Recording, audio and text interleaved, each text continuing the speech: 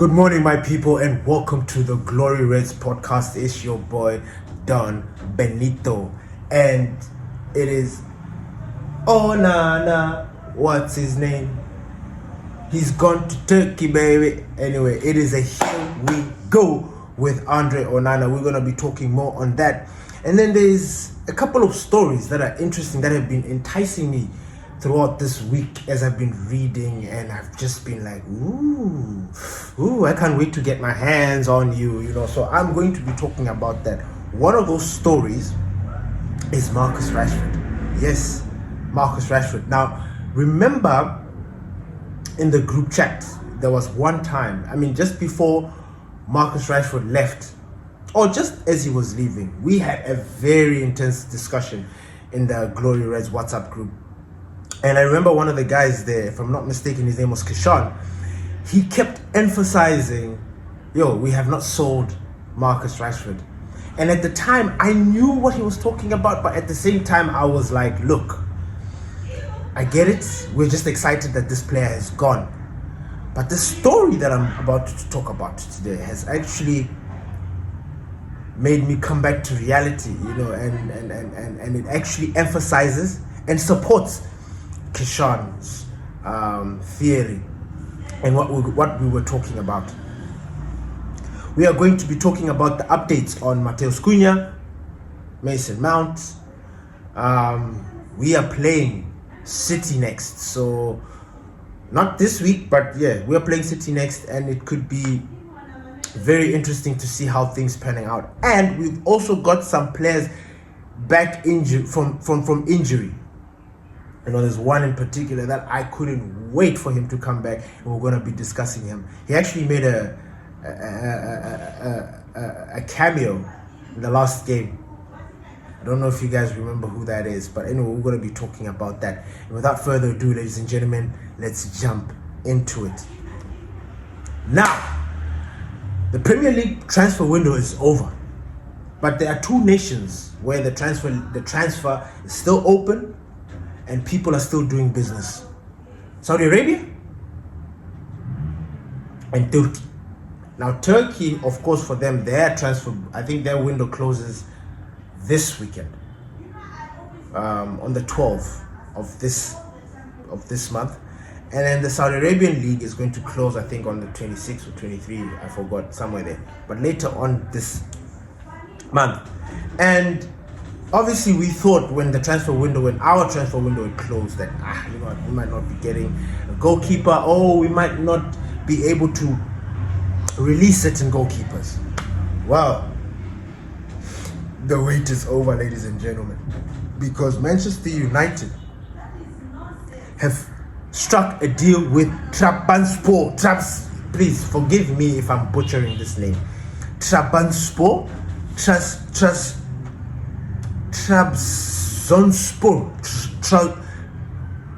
You guys get it. Trabzonspor. Anyway, this deal has taken some time because it's been a week after the transfer window is closed, and I'm assuming they've been trying to find ways in which they can concoct the deal for Onana, because it seemed like there was no one in for Onana. Nobody was trying to come and get in Onana. So I understand why this thing took long and why it has actually moved on to this other side. But it makes sense. Now, we need to talk about how this has been building up, because Andre Onana, as we know, is a good guy. He's not had any problems with Manchester United, the fans. The only issue that we've had with Andre Onana is his goalkeeping capabilities. And I think this was evident from the first season when he arrived that this guy leaks more than a serve. He's like, things are just going through him. It was ridiculous. And the strange part is that he was brought in for different purposes. He was brought in as a pressure goalkeeper, a goalkeeper that could turn pressure into opportunity. He would soak up pressure, like he would play certain moves during certain situations. He was supposed to be that extra man on the pitch, that extra player, an extra defender or an extra midfielder, whatever you want to call it, but he was supposed to be that extra man. But yeah, unfortunately, it did not pan out as it should be. And you know, I truly believe in these past 2 seasons or 3 seasons that we've had on Onana, if we've had a proper shot stopper, I think we would have been in we would have been in way better situations, way better circumstances than what we are in right now. Now, obviously, the goalkeepers that are there, we've got Altay, who is, for the first time, like this season, we are seeing him establish himself. Like, ever since he was born, we've not seen Altay Bendi be him. You know, he's always, you know, and you know, the strange thing about Altay is that he's a good goalkeeper. We actually thought he was as good as Onana, but because Onana was more expensive, and I'm trying to understand what the logic was, because there were moments during the seasons where Onana, we can see he's clearly shit, and then we play Altay in that one game, that once-off game or whatever it is, and you'd be like, whoa, what a breath of fresh air. Now, unfortunately, when you look at how it has panned out, people look at it as like, look, Altay, you failed to cement your position as the number 1. You failed to duke it out with Onana. That's why you were never number 1, which is a very strange thing to do, because I'm assuming they picked Onana because he was expensive, and Onana, you know, there was just that thing. It is only now that we are seeing Altay getting his opportunities, right? And it's like, look, bro, we've seen enough. Like, now we're at this point where it's like, adios. That was not done last season or the season before that, and that is why it looked like Onana is just the number 1 in the club, when in actual fact he had Tom Heaton is also decent. We've seen it in preseason, we've seen it in the once-off games. So we've had proper goalkeeping situations, not proper, but we've had alternatives. We've just not used them. And I remember every single time we spoke about Altay Bendi, we always thought to ourselves, oh my god, this guy's good. He's alright. Like, he's got less mistakes in him than Onana. But why is it that Onana keeps getting the nod? It never made sense. And every time you see, if Altay gets that one opportunity to play and he does well, the next game he doesn't play. So it was like that. I think you could count with 2 hands how many games Altay played in a United jersey. I think you can. I don't want to jinx it, but I'm just trying to use my memory and my gut brain and thinking that, look, correct me if I'm wrong. Ever since we bought Altay, how many games did he play? Like, serious games. If you cannot count them with 10, if they're more than 10, fair. But if they're not, then, you know what I'm saying, it makes sense. But it has come to us that Ruben Amorim has told Onana, like, look, man, you're a good goalkeeper and everything. Like, you're a nice guy, you're a nice lad. But Manchester United is not for you. The problem with that was that Onana was not willing to go, which is why we've had to wait so long until we've gotten a goalkeeper and until he has now left. Onana was there saying, look, I know what the situation is at Manchester United, but I am going to fight for my position.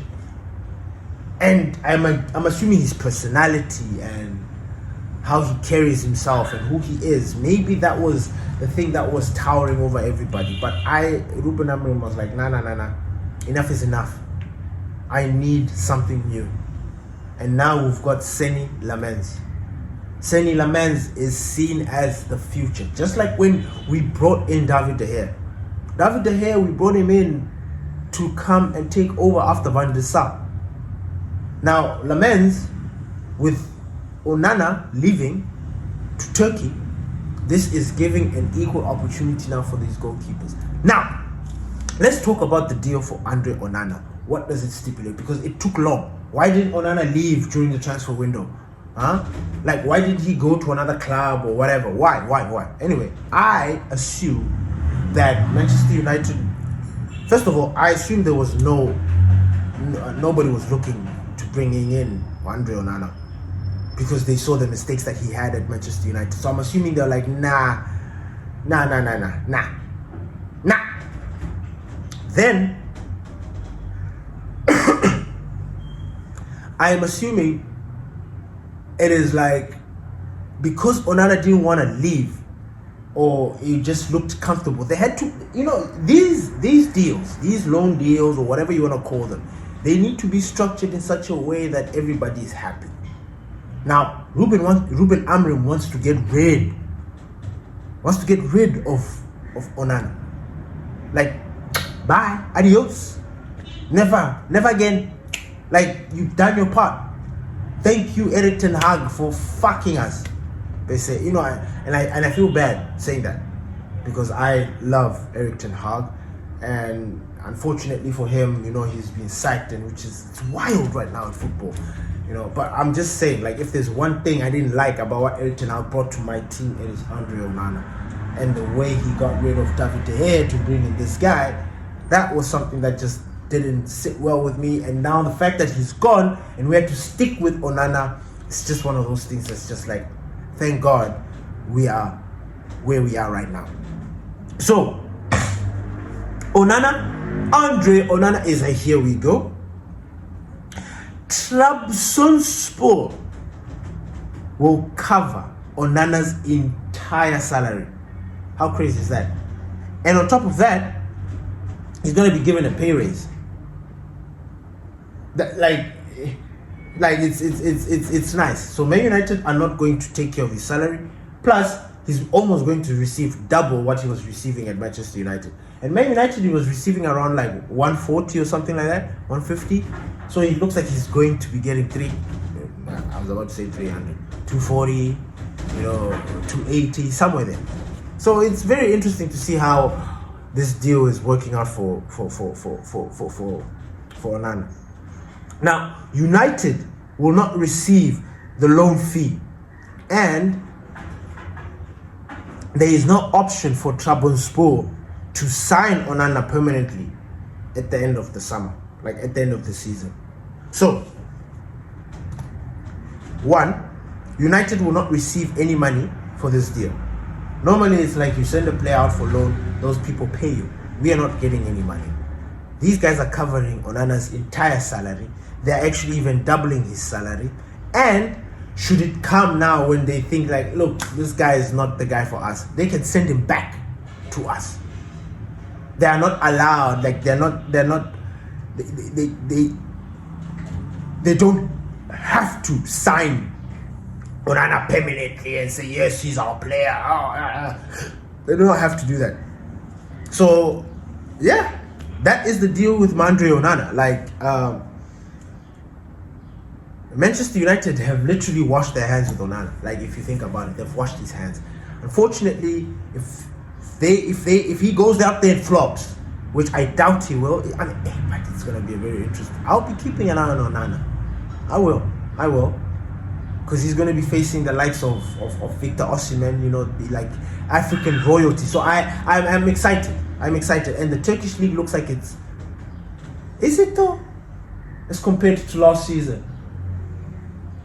Now, anyway, it looks like it is strengthened. Just not too sure how strong it has strengthened. But that is the Onana deal. Onana is gone for loan. Hopefully he goes forever so that we can now focus on Lamens and maybe Altay Bandir, which I think is going to be how things are going to pan out now. So yes, Onana, adios, no thanks, but yeah, bye. And then the next thing that we're going to be talking about are the injury boosts that we received. As you may know, in the last game, Matheus Cunha picked up an injury. Now, what did he picked it up because of the load that he had in the previous game. Now, as it turns out, it's not as bad as it looks because he was substituted and he walked off. He went to the, when we saw that game, we were like, no. Turns out he's doing quite well. And he's posted images on social media to show us that he is good and he's working. So big ups to that, and big shout out to Cunha for that because we needed it. We're not too sure. Wagwan. The other injury update that I wanted to talk about was Mason Mount. Mason Mount, he was also substituted, but the explanation I received from the gaffer when he explained it at the time was that, look, you saw Benjamin Sesko, you saw Matheus Cunha. These guys were working within their limits, meaning they had played previous games. We had just played that Grimsby game, right, where these guys played almost 120 minutes. So there was a lot of strain there. Some of those players were not supposed to start. But then they came again, and then they start and they picked up injuries. Matheus Cunha. Now, what he was saying was that when Matheus Cunha picked up his injury, and then Benjamin Sesko, I forgot who else did. Mason Mount, because I was watching the game. Mason Mount didn't look like he was not fit, but he was substituted off, right? Ruben Amorim said, when I saw Cunha and all this thing, I'm like, whoa, because he already knows with Mason Mount that there is an issue. Mason Mount did play against Grimsby. So he was trying, he came on as a substitute or whatever, but he was trying to protect our players, which is good, which is absolutely good, because as it turns out, Mason Mount, his injury as well, whatever it is, it's not that bad. I didn't even think that he had picked something up. I didn't. I just heard the gaffer say, look, we just trying to protect our players. The game was not too big. It wasn't necessary. We don't need to keep the players out there for too long for them to get hurt. So I enjoyed that. So I'm happy that Matheus Cunha, Mason Mount, injury boost. So that means against City, we have got a chance, baby. Yo, the next injury boost. And this guy I was waiting for, because I know that this one player is going to change. Just like he did for Erik ten Hag, he's also going to change a lot for us this season, now that he's back. We've been having some small positional problems or issues in our squad. But this guy, this player, Nusai Mazraoui, I am excited. I am so happy that Mazraoui is back. Yes, of course, he's not fully fit, but he is back on the grass. He's played. He got his minutes. I am happy. And you guys know why I'm happy. Mazraoui is one of the most versatile players that we've got at Manchester United. He's the one player that we can plug anywhere on the pitch, maybe except goalkeeper, but anyway, and just give him instructions and tell him to, and he will do a job. Just do a job. Be it defending, be it tracking, be it marking, be it whatever. Mazraoui is the guy. Now, you've seen these games that we've been playing. There's not been Mazraoui. And we've been complaining. People have been complaining like, oh, Manchester United, like we're about to shit ourselves. Like Manchester United is having the worst kind of season. Are you kidding me? We are 3 points away from number 1. Are you joking? And we haven't even hit our stride. We have not hit our stride. Those games that we played before this international break, that was pre-season. Now the season is about to start. Now let's see. And Mazraoui gave me so much hope. Mazraoui gave me so much energy, because I have a problem with our fullbacks. Ahmad, he can do a job.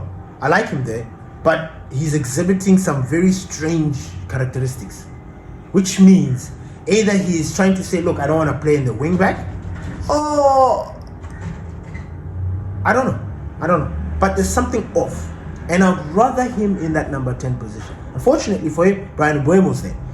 Patrick Dogu, I told Pastor D, I don't know about you guys, personally, I'm done. I've seen enough of this player, just like I've seen with Rasmus Højlund. There's something about Patrick Dogu that I just don't get, and it's rubbing me the wrong way, and we're just not gelling. When I need him to cross, he doesn't cross. When I need him to take on players, he doesn't take on players. He also has that same the same, I don't want to say characteristics, but this thing that Rasmus Højlund did where he likes to fall down.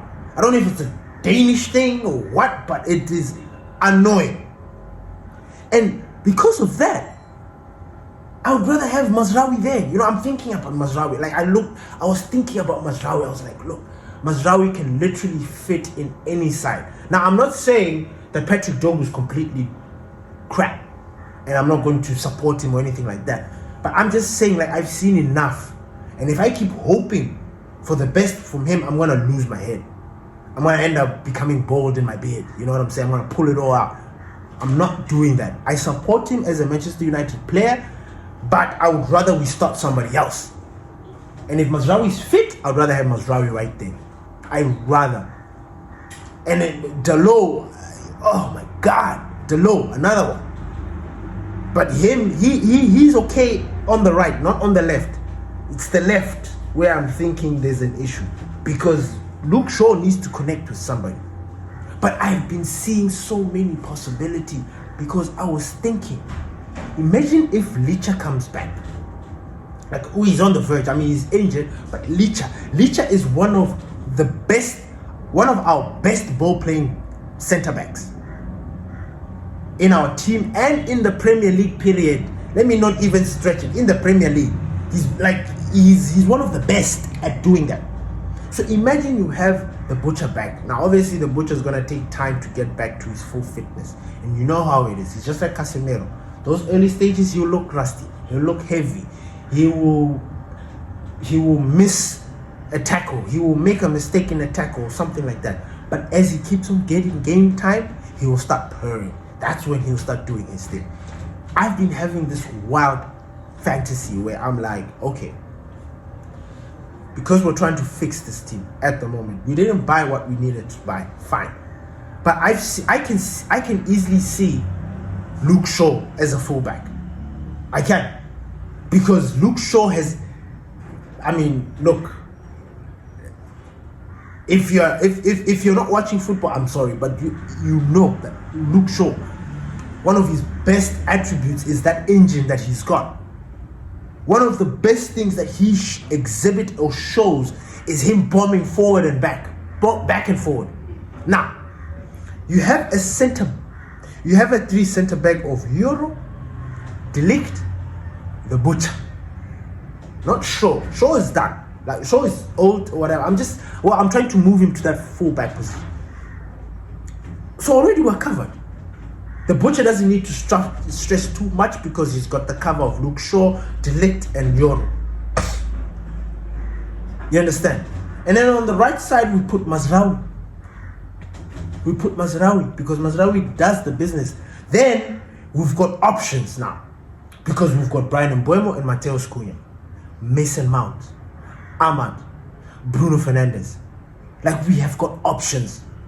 If we are playing Mazraoui on the right, on this full back, then it means Ahmad can come on as a substitute for either Bryan Mbeumo or Mazraoui himself. Same thing goes on this side for Patrick Dorgu. If we've got Luke Shaw bombing on this side, then we've got, you understand where I'm going? We even got Dalot as an extra man, like extra. So these are the things that I've been thinking about. So yeah, with Mazraoui, I am so ganged. I'm so excited. He is one of our players with the brain, with very good intelligence. He can play as a midfielder. He was played as a midfielder. People didn't approve it. They didn't understand it because they don't understand football. But at the time, it made sense. Even the GOAT himself, Jose Mourinho, said, I understood what they were trying to do with Mazraoui. If you understand football, you will understand that this player, yes, he's a full back, but he has got so many tricks up his sleeve. And he's not like other players who just sit on those things. No, he's versatile. He gets up in there, you know. So, yeah. Then, this last topic that I wanted to talk about is about Marcus Rashford. Marcus who? Marcus Rashford. Yeah. So I read. Anyway, I was reading as usual, football news coming, and I came across two articles per se. One was, I don't know if it's a Spanish journalist who's just talking about now it's kind of confusing because they kind of made it's like they took Hansi Flick's words out of his mouth, like, or twisted them or something like that. But anyway, let me just give you the nutshell. It seems that there is discussion about Marcus Rashford in Barcelona. Yes, Barcelona are looking into Marcus Rashford and discussing and saying, hey, is this guy worth it? Like, he needs to work hard. Apparently Hansi Flick he has been given regimens to work on his body. You know, you look at the Barcelona players, everybody's you know what I'm saying? So Marcus Rashford, I'm surprised he's not gotten the memo and he's not there as well. But yeah, apparently he needs to improve. And this was something that I was worried about. Now, as I mentioned, we once had a huge debate or conversation in the Glory Reds WhatsApp group, where one of our guys in there, Sean. Well, let me speak for myself. I was one of the ones that were like, look, Marcus Rashford is gone. I was so happy. I was excited. You know, the loan move was approved. I'm like, yeah, let's get in. And with the buy option. So normally, and unfortunately, it appears it's only with Manchester United when they insert that buy option. We are the only club that suffers that suffers that thing, that they don't want to buy our players or the players get sent back. We are the only club. Every other club, buy option, the guy's gone. You know, you just look at that deal. When you see buy option, you know that player is gone. So that was the same attitude that we had when we were talking about Marcus Rashford. Because we were like, look, there is no way Marcus Rashford is coming back to United. No way. No way. After all the shenanigans that he has done, there's no way. It's good that he's finding himself and he's gone out there to look for Barcelona and he's actually fought to get that move. But my worry was him fitting in. And my worry was the Spanish outlets there talking about Marcus Rashford. Now, this article that I read, basically, they were saying that, look, Marcus Rashford in certain games, or most of the games, it's a ghost. He's not there. Which, to a certain extent, is true, but he needs time. Like, it's just been 2-3 games. Like, and they're already coming in hard. And I don't like it when they, you know, with Barcelona is financially, it's a very unstable club, to be honest. Financially, somehow you don't know how they pull out these levers and how they make cash and register players, but it works for them. They know. The president has figured it out, like he gets it. But it is that financial uncertainty that will send Marcus Rashford back to us. That I think will send Marcus Rashford back to us.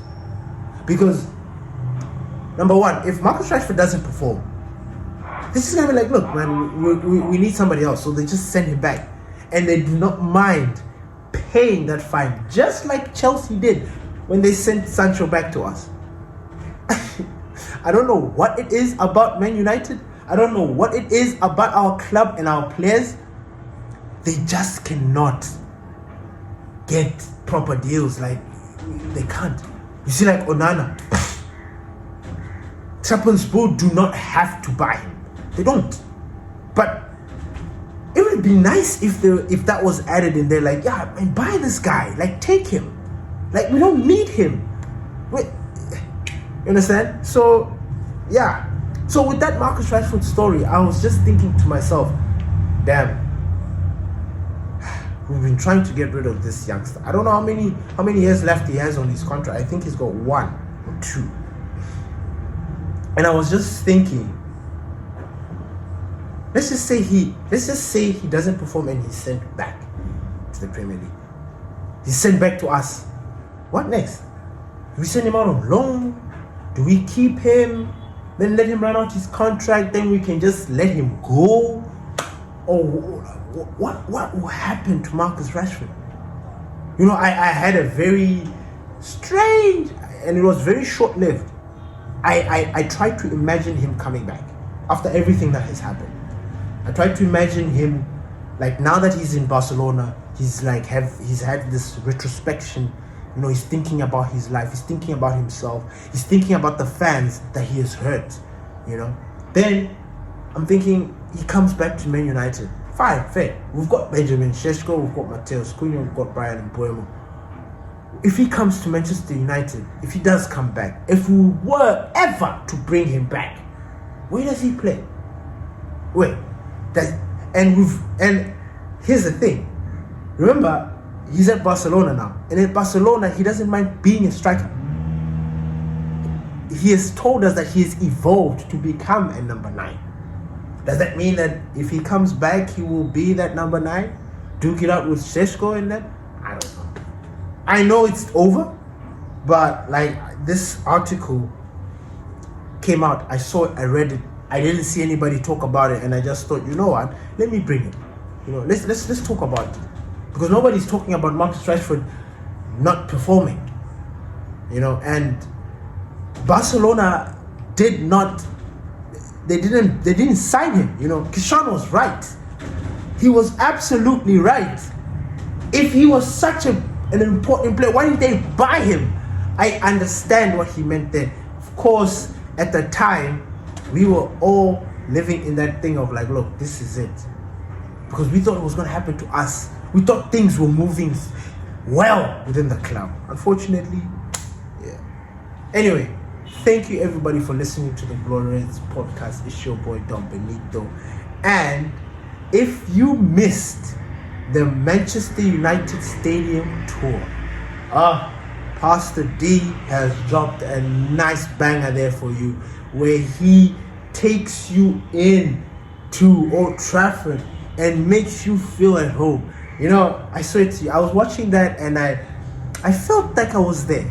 You know, I felt like I was there. So thank you everybody. If you've missed that, please check it out. Check it out. It's there. Please don't forget to subscribe. Hit that notification bell. Please share this content, because we believe that we are also having very interesting conversations, you know, just like everybody else. So please share with somebody that's far, and say, hey man, look, this guy, do you know who Don Benito is? This guy speaks the truth. This guy, he you know. Peace.